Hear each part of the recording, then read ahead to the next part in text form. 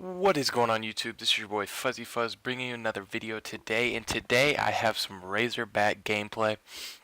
I've been thinking about doing this series for a while now actually. Since I did make that SMG video a couple weeks ago, I'm looking into doing gameplay for every gun in the near future, maybe once every other day, just so in between days I can try to get the best gameplay out for that gun. So I don't know, let me know how you guys feel with this series down below. This was a pretty decent gameplay. I got it earlier this morning. I don't play with the Razorback literally never. I think the last time I used it was when I was going for those headshots for the Dark Matter camo, and as you can see I do have Dark Matter. But I am running the Hater, Wraps, and the GI unit. I feel like these three score streaks are pretty good. I mean, obviously they're very good, but I'm saying if you're solo, if you're playing by yourself, I'd recommend using a UAV, maybe UAV, Hater, and either Wraps or a GI unit, or if you think you can get to it, that huge ship at the very last kill streak, which is pretty good. I find myself when I do use that, to use that thermal like UAV looking thing on the deployment ship. I'm trying to remember what it's called, but it's either way it's very good. But I felt like I could go get the Hater and all that stuff without having a UAV up. So that's why I went with these 3 score streaks. I felt like, obviously they've been working out for me lately, but and as you just saw, I am running Scavenger. And right here I did get a little too aggressive. I feel like I could have, I think I fell short from the GI unit just shortly right here, but and in this gameplay I actually ended up going like twice or something without having that GI unit. I really like running SMGs in this game.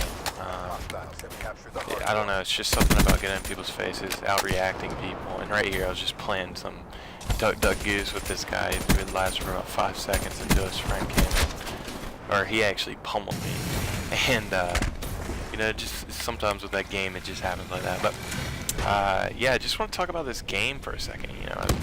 The game's been out for about 5 months, I think. I mean, it's almost pretty much 5 months exactly. I think it was the 11th of November when it came out. And all in all, I think they've continued to have a really good game. They've had to have some bans and nerfs that are questionable, or not bans, but buffs and nerfs. As you guys probably know, the nerf happened to the Razorback early in the game because in the beta the Razorback was probably the most dominant gun in the whole class set. But so now it's not as good, but it's still really good. And the specialists, the specialists are a new thing in Call of Duty. I feel like they've added, they've just added a dimension of the game that is, pretty balanced. Although I would like the scoring to be a little different on earning that. I don't feel like you should just get specialists for being on the map per se, but I like how you can get it faster with scoring points. Kills, hard point captures, domination captures, whatever gameplay you're playing.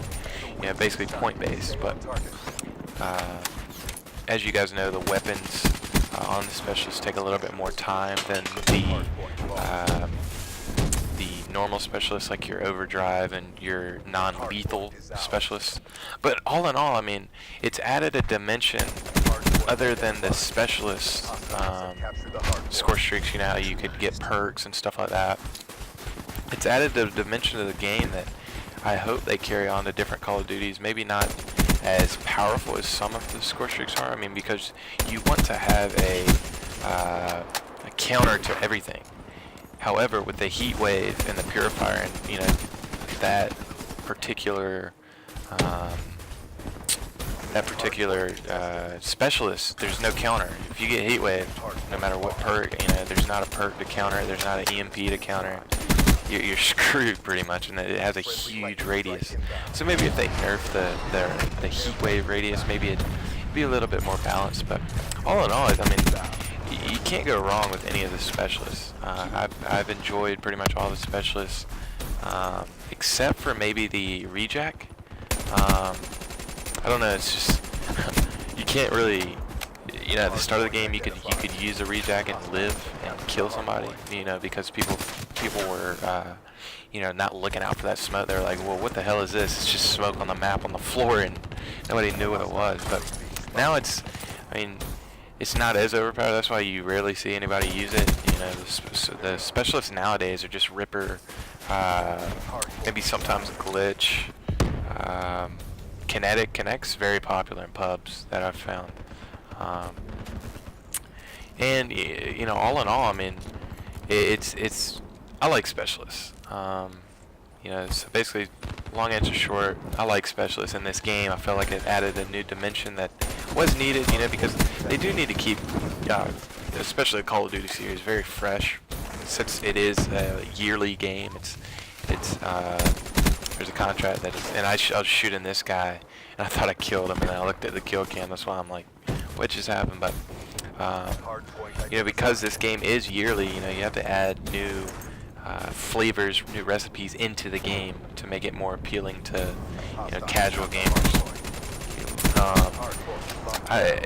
From coming from Advanced Warfare to Black Ops 3, I thought Black Ops 3 and Treyarch did an amazing job finding a balance, because Advanced Warfare, I think we all believe that wasn't the right kind of game for a Call of Duty based game. It was just every encounter was in the air. It was very it just was very inconsistent.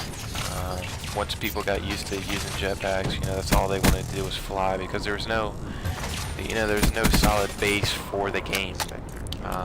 You had different meta strategies at the start, where at the start you had people still on the ground, but they utilized the air to get around places, and then mainly their gunfights were on the ground. And then about this point last year, that's when you started seeing people literally abuse the jump button. But with Black Ops 3, I feel like they definitely held their case, because you couldn't go backwards, as a Call of Duty franchise, and saying like, oh, we can't just have a year where we change the whole game up. We have to implement some of those things and incorporate it into our game. So basically, that's what Treyarch did.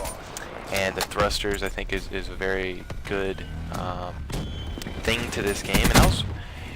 And get off topic real quick. I was looking at this guy who got wraps, and I have no clue who got him. Like, I don't dare. So it's Dumber Moth, and he's 17 and 25. I just don't know how that was the case. It must have been a care package or something that I missed. But I think the next game will be Ghost 2, and personally, I liked Ghost a little bit, but it wasn't. I'm a Treyarch guy and an Infinity Ward guy. I think Infinity Ward kind of shit the bed per se on the previous game. I feel like they need to get back to their MW2, MW3 ways, just to see how the game reacts to today's game of thrust packs and stuff like that. But personally, I just want a basic Call of Duty where you're not jumping in the air. Black Ops 3 definitely helps that case, where it's not really jumping in the air, but you're able to jump in the air. It'll be interesting to see. But that was a Razorback gameplay. Tomorrow I will probably be bringing another, like maybe a Pharaoh or a VMP video. Like I said, I'm gonna start this new series out, see how it goes. It's a lot of Call of Duty I'm playing, which I love. So if you guys like the video, be sure to obviously give it a like, but also subscribe down below and comment on anything that you would want to see. Maybe I skip a gun class, maybe I go to a LMG just because you want to see an LMG that I use. So we'll see. But thank you guys so much for watching, and stay tuned, boys.